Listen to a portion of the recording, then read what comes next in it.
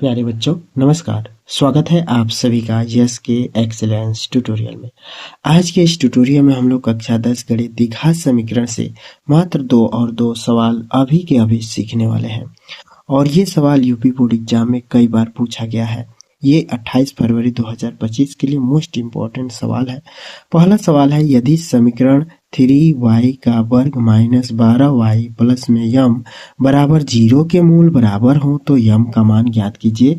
यहाँ पे यम के जगह पे कुछ भी दे सकता है, ए बी सी डी कुछ भी करके दे सकता है और कहेगा कि इसका मान ज्ञात कीजिए। ठीक है। दूसरा सवाल है, समीकरण 3x का स्क्वायर माइनस 4x माइनस में 6 बराबर 0 का विविक्तर ज्ञात कीजिए। अक्सर विविक्तर ज्ञात करने के लिए पूछ देता है। ठीक है, तो इसको जो हम लोग कैसे करेंगे, चलिए वीडियो को स्टार्ट करते हैं बिना किसी देरी के। अब इसके बाद से आप लोग क्या कीजिएगा, यहाँ पे लिख दीजिएगा प्रश्नोत्तर संख्या जो भी रहेगा। ठीक है, उसके बाद से यहाँ पे लिखिएगा, अगर प्रश्नोत्तर संख्या आपका ए है, क्वेश्चन नंबर मान लीजिए पहला का ए है, मान लीजिए क्वेश्चन नंबर पहला है और इसका ए है, तो यहाँ पे पहला का ए लिखिएगा, संख्या 1 ए। ठीक है, और उसके बाद से यहाँ पे लिखिएगा हल। और देखिए, आपको सवाल में कुछ भी ना आए तो कम से कम इतना जरूर कर दीजिएगा कि दिया है। और प्रत्येक सवाल में भी जो है आप लोग को ये चीज लिखना है, दिया है, इसी में से आप लोग को भरना है। दिया क्या है, ये समीकरण दिया है तो यहाँ पे समीकरण लिख लेना है। इसके बाद से कह रहा है कि बराबर है तो मूल बराबर है लिख देना है। इसके बाद से ज्ञात करना है, ये जरूर लिखिएगा। तो यम का मान हमें ज्ञात करना है। ठीक है, यम का मान हमें ज्ञात करना है।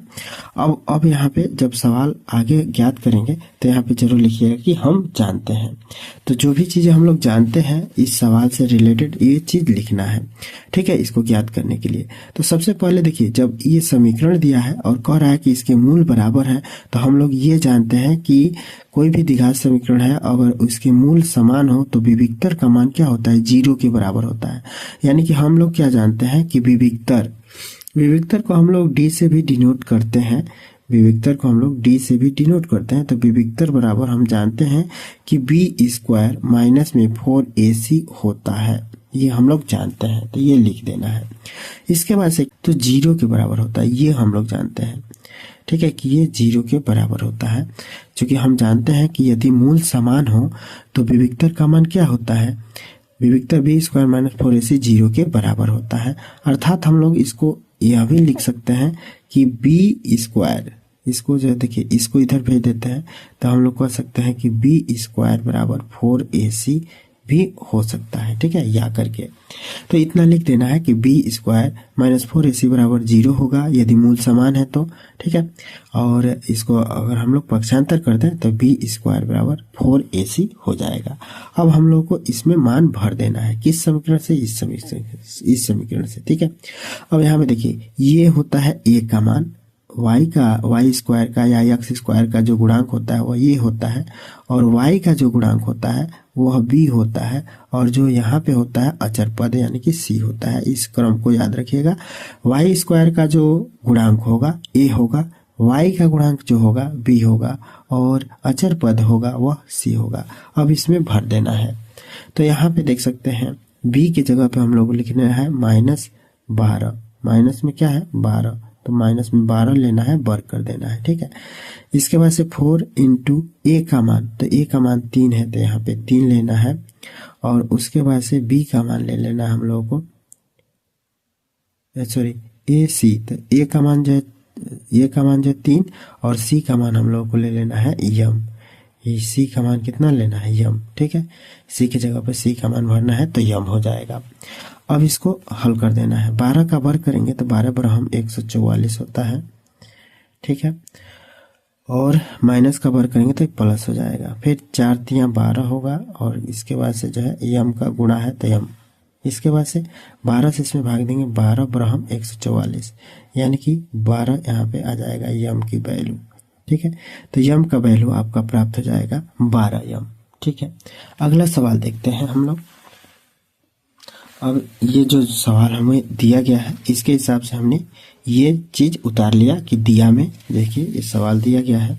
ठीक है, तो हमें जो है ये चीजें उतार लेना है दिया में। ठीक है, ज्ञात करना है, विविक्तर ज्ञात करना है, हम जानते हैं। अब यहाँ से सवाल शुरू करेंगे। तो देखिए विविक्तर का सूत्र हम लोग जानते हैं कि डी बराबर क्या होता है, डी बराबर क्या होता है, तो यहाँ पे देखिए डी बराबर होता है बी स्क्वायर माइनस में 4ac। ठीक है, विविधता ज्ञात करना तो डायरेक्ट हम लोग इसी सूत्र में मान भरेंगे। अब यहाँ पे देखिए ये एक्स स्क्वायर का जो भी गुणांक है वह a होगा, फिर एक्स का गुणांक क्या होगा तो b होगा, और c जो है क्या होता है अचर पद होता है, ये याद रखिएगा। ठीक है, तो हम लोग यहाँ पे लिख भी सकते हैं कि a बराबर 3, b बराबर -4, c बराबर 6। ठीक है, अब हम डायरेक्टली इसमें मान भर देते हैं।